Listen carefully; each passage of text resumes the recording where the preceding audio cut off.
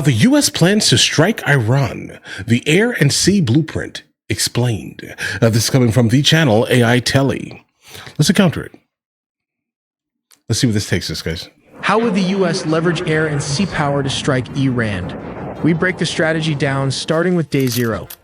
It begins in the dark skies above, where aerial refueling tankers, the backbone of the operation, take up their positions. Then comes H hour. The silence is broken as Navy destroyers unleash a barrage from their vertical launch systems. The primary goal, to blind the enemy's radar and dismantle their anti-air defenses. But how is this achieved? The answer lies in the destroyer's cruise missiles. Once fired, these missiles hug the terrain, flying so low that they remain virtually invisible to enemy radar. Following this opening salvo come the heavy hitters. The F-15 Eagles acting as the bomb trucks of the operation, working in tandem with the B-2 Spirit, the stealth bomber known as the tip of the spear of the U.S. Air Force. What does a U.S. military Day Zero strike actually look like? We talk about U.S. air power constantly, but the coordination required to dismantle a modern military is almost impossible to visualize. This is how a coordinated U.S. air and naval strike on Iranian strategic targets would likely unfold, utilizing the full might of the F-15 Strike Eagles, aerial tankers, B-2 Spirits, destroyers, and carrier strike groups. Okay, guys, listen, I like the idea, if that makes any sense here. Like, we get to play with our toys, if that makes any sense, right? But I highly doubt we'll go this hard. Because this will absolutely cause like a gigantic amount of like casualties if you were to do something anywhere similar to this here.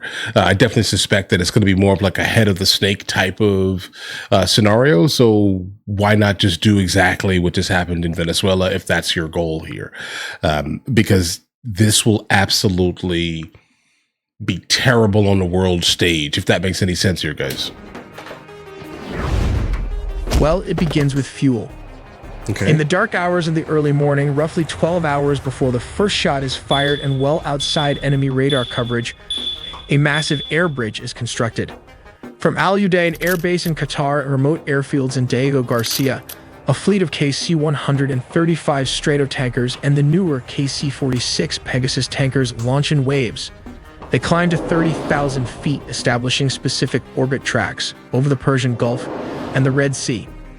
These flying gas stations are the lifeline of the entire war. Flying gas stations. They allow the tactical jets to trade fuel weight for weapon weight, launching with heavy munition loads knowing the tankers are waiting for them. Then comes H hour, kicking down the door. The attack begins not with manned aircraft, but with robotic precision from the sea. The goal is simple: blind the enemy's eyes, their radars, and silence their voice, their command and control. In the Persian Gulf and the Northern Arabian Sea, Arleigh Burke-class destroyers, ships like the USS Thomas Hudner, receive the launch order. The vertical launch system cells hiss open, and moments later, dozens of Tomahawk land attack missiles erupt from the decks. These missiles fly at subsonic speeds, hugging the terrain in what we call nap of the Earth flight to stay below the radar horizon. They are programmed to loiter and strike simultaneously.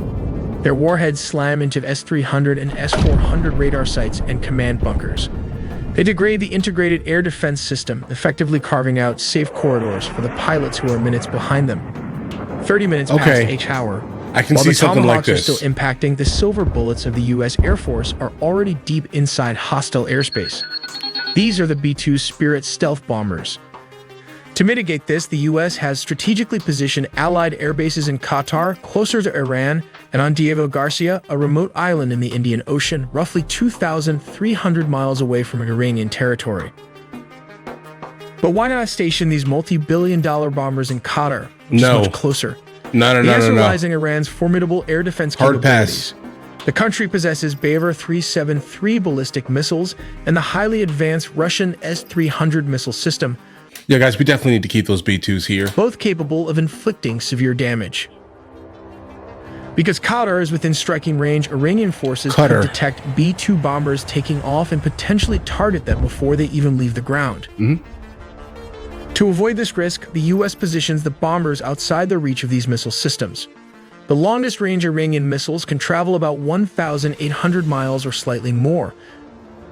But Diego Garcia sits well beyond that threshold. By redeploying several B-2 Spirit bombers from the 509th Bomb Wing to Diego Garcia, the U.S. ensures a secure launch point for operations across the Middle East, Africa, and the Indo-Pacific. A carefully calculated military strategy that enhances both survivability and operational reach.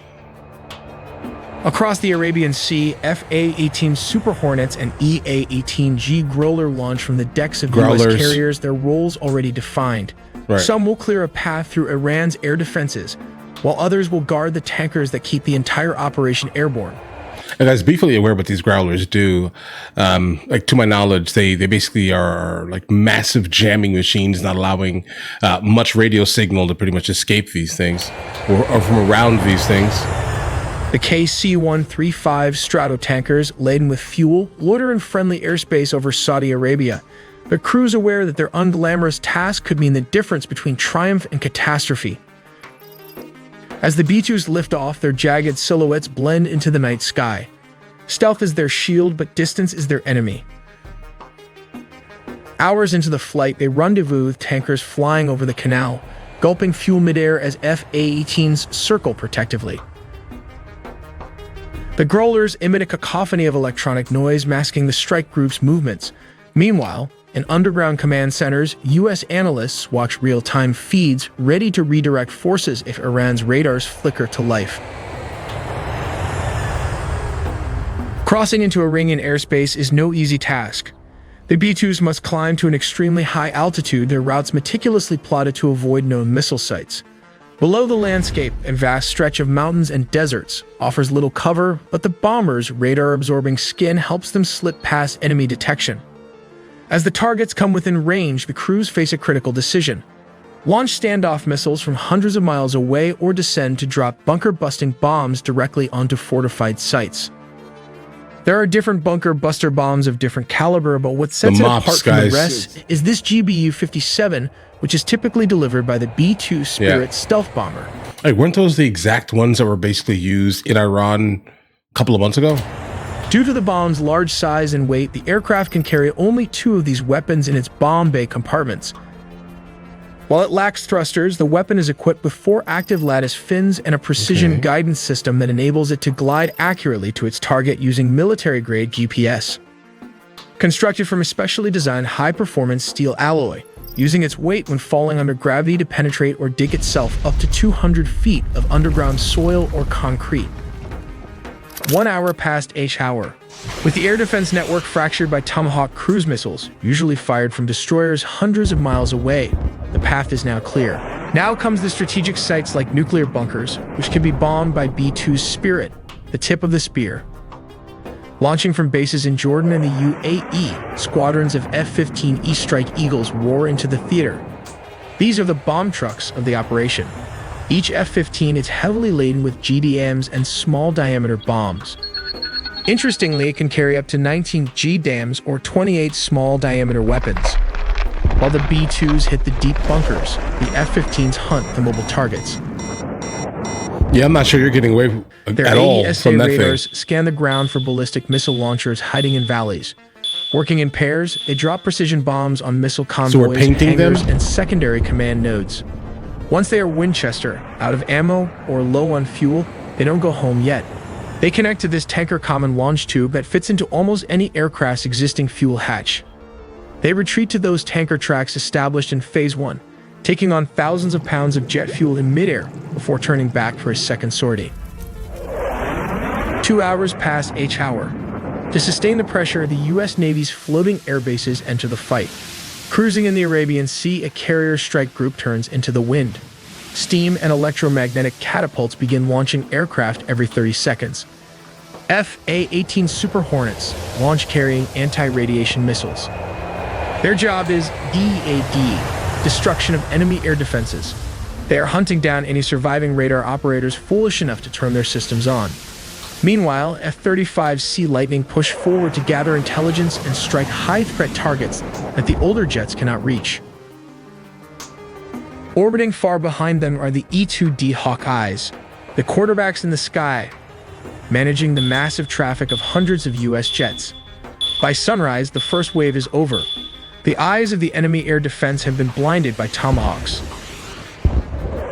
The heart of the nuclear program has been crushed by B-2s, and the limbs of the missile forces have been we've already severed by done that, F-15 though, and carrier aircraft. to my knowledge, at least. Either way, the mission doesn't end there. Iran's air defenses remain a formidable threat. MiG-29 and aging F-14 may not be cutting edge, but they can still be dangerous if they are lucky enough to intercept a B-2 Spirit. Right. The stealth bombers have virtually no dogfighting capability. Like, guys, like, never sleep on your enemy. Like, never sleep on them. And Iranian ground controllers, struggling to cut through the electronic jamming, vector their fighters toward the incoming bombers. But the U.S. military has its own countermeasures. Okay. EA-18 Growler, flooding Iranian frequencies with static to disrupt communications and targeting systems. Confusion spreads, making it harder for enemy pilots to coordinate. If Iranian fighter jets manage to get close, the F-A-18s are waiting.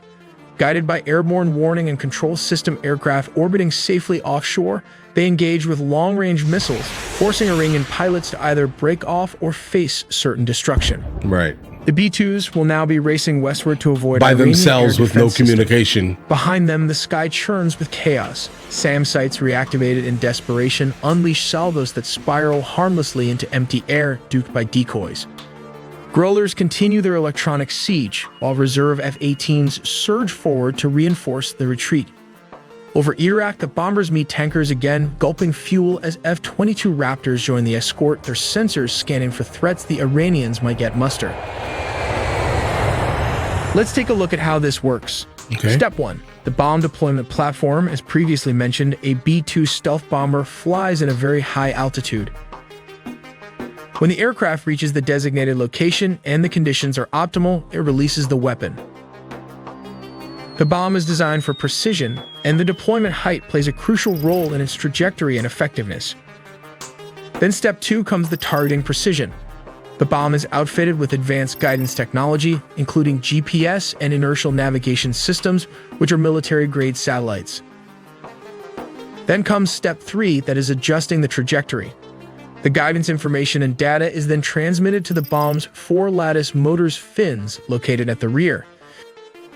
These fins can move and adjust in real time, allowing the bomb to correct its course as it descends under the force of gravity.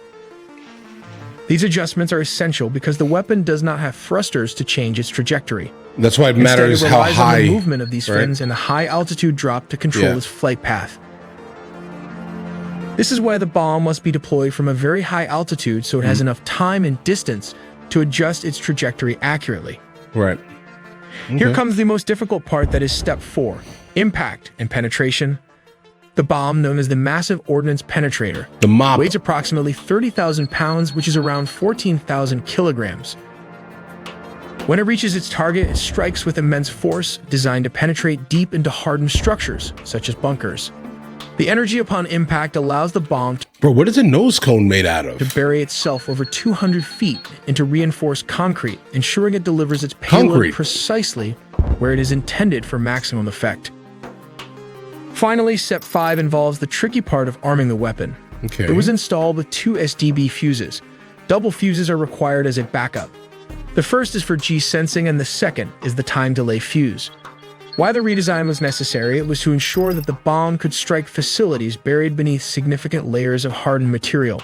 Right. So basically what I'm taking from that is, look at the nose cone, 30,000 pounds, whatever that material is made out of is absolutely astronomical. Understand this here. So I'm guessing it hits the surface, and it obviously needs to maintain its overall structure without crumbling immediately, and basically turning into a dud. So yeah, everything here makes sense here, guys. Listen, this is genius. Let's continue. For this reason, we'll talk the in a fuses are placed moment. at the rear of the bomb to prevent them from being damaged.